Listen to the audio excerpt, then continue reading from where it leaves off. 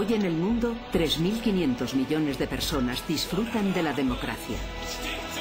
Nunca a lo largo de la historia, tantos hombres y mujeres han sido libres. Si el comunismo de la antigua Unión Soviética no hubiera sido vencido por la libertad, no habría en la actualidad 120 países en el planeta con un sistema de libertades que salvaguarda los derechos de la persona. Pero, ¿cómo fue vencido el sistema comunista?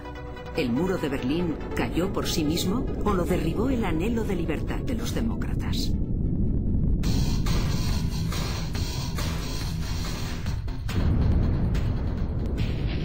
La libertad siempre ha tenido enemigos. La libertad es muy frágil.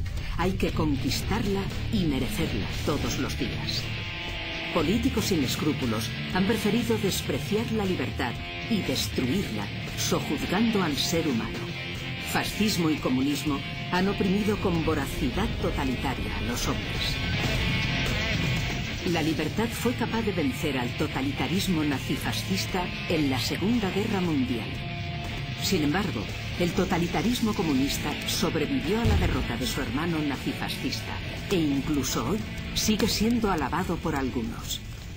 En Normandía comenzó la batalla final contra Hitler. Miles de norteamericanos, de ingleses y canadienses dieron su vida por la libertad en el desembarco que liberó París y después toda Europa.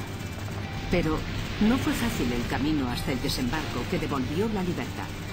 Cuando Hitler tomó el poder en Alemania, políticos de izquierda y de derecha dijeron que se podía evitar su amenaza dialogando con él.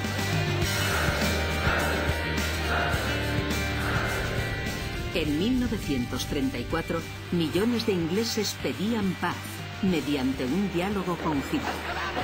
En 1938, la opinión pública francesa pedía también diálogo. «Hemos salvado la paz de nuestra época», gritó Chamberlain a la jubilosa muchedumbre que lo recibió en Londres a su regreso de la reunión de Múnich. «Hemos sufrido una derrota total», afirmó un solitario Churchill en el Parlamento británico entre abucheos. La respuesta al diálogo fue inmediata: la invasión nazi de media Europa. Militarización de Renania en 1935. Anexión de Austria, 1936. Anexión de los Sudetes, 1937. Y Checoslovaquia, 1938. Dialogar con quien quiere asesinar nuestra libertad y someternos a su tiranía nunca funciona. Ni entonces, ni ahora. Roosevelt, Truman y Churchill no buscaron la paz a cualquier precio. Para ellos la libertad no estaba en venta. Liberaron a Europa y al mundo de la opresión nazifascista, pero no pudieron impedir que el Ejército Rojo se adueñara de los países del este europeo en 1945. La Segunda Guerra Mundial acabó, pero afortunadamente las tropas aliadas no se retiraron, siguieron y siguen hoy defendiendo nuestras democracias. Pero el terrible telón de acero tenía una grieta por la que los europeos del este podían huir hacia la libertad. Esa grieta se cerró en la noche del 12 al 13 de agosto de 1961. Entonces, el secretario general del Partido Comunista de la Unión Soviética, Khrushchev, ordena construir el Muro de la Vergüenza. Adenauer, representando a todos los alemanes, prefirió una Alemania dividida a una Alemania sometida. Las familias fueron divididas. Los que buscaban la libertad, asesinados. El muro fue creciendo sobre los cadáveres de quienes querían saltarlo y ser libres. Millones de personas quedaron atrapadas detrás de él, condenadas a padecer un destino de humillación, opresión y miseria. La propaganda oficial alimentaba la idea de que con el muro se estaba construyendo la utopía. El muro siguió vivo porque muchos en Occidente admiraban el comunismo y lo justificaban para evitar los males que, según ellos, tenía la libertad. Mientras la Unión Soviética comunista se hacía más injusta y tiránica, Occidente corregía sus injusticias y fortalecía la democracia. nace el movimiento de Martin Luther King.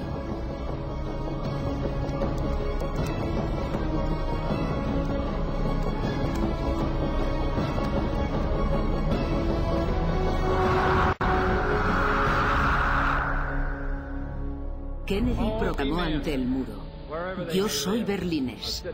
Hay quienes proclaman que el futuro está en el comunismo. No tienen más que venir a Berlín. Las heridas de la guerra de Vietnam debilitaron a Norteamérica y a los países de Occidente. La crisis económica del 73 introdujo un nuevo lenguaje político: la distensión. Dialogar y apaciguar a la Unión Soviética.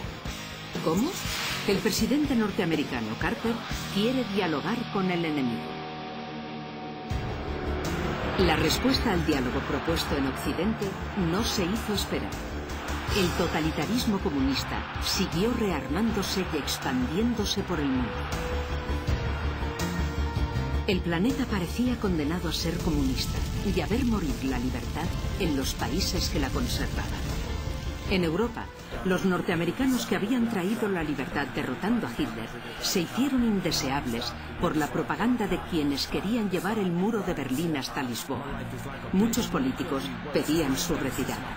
Lo mismo ocurrió en Centroamérica, América del Sur y África. En los 70, tan solo Portugal y España entraron en el minoritario club de los países libres. La lucha por la libertad no es fácil.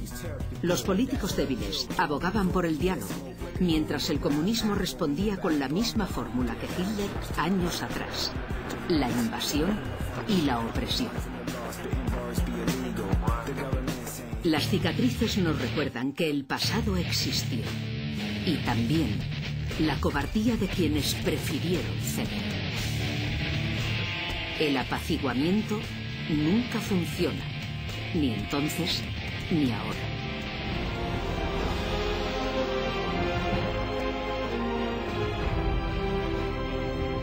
La elección de Ronald Reagan y Margaret Thatcher y la de Juan Pablo II ponen freno a la expansión comunista. Frente a los intelectuales y políticos de izquierda que protestaban y ridiculizaban a estos protagonistas históricos en la lucha por la libertad, ellos fijaron una estrategia que fue fatal para el comunismo. No hay diálogo posible con el totalitarismo. Hay que oponerse a él. Mientras tanto, la pobreza aumentaba en los países comunistas y la corrupción se hacía ley en una sociedad vigilada y secuestrada por la tiranía. Hubo numerosos líderes de la izquierda europea que se acercaban a Berlín y pedían diálogo, vaticinando incluso que el muro se caería solo. La realidad fue otra. Hubo que derribar. Fue el clamor de la dignidad y la fuerza irresistible de millones de personas que decían no al comunismo que padecían, quienes estuvieron detrás de las decisiones que llevaron a Reagan, Thatcher y Juan Pablo II a oponerse al totalitarismo soviético. Se pasó de luchar por el diálogo a luchar por la libertad. Y solo cuando ésta venció, vino la paz.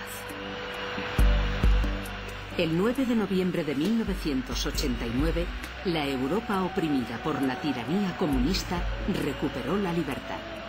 Millones de personas vieron en la destrucción del muro de Berlín el comienzo de una nueva vida. Incluso las víctimas de la tiranía tuvieron la grandeza moral de ser generosas con sus verdugos y carceleros. No hubo un Nuremberg para el comunismo, aunque muchos lo reclamaron. Sin embargo, todavía hay quien defiende los reductos de tiranía comunista que sobreviven en el planeta, sin importarles la opresión y la miseria de quienes padecen un ayer que evidentemente no quieren para ellos. 3.500 millones de personas viven hoy dentro de una sociedad democrática que reconoce el principio un hombre, un voto, y pueden pronunciar sin problemas la palabra libertad. El planeta Tierra ya sabe lo que es vivir en paz. La pesadilla ha terminado.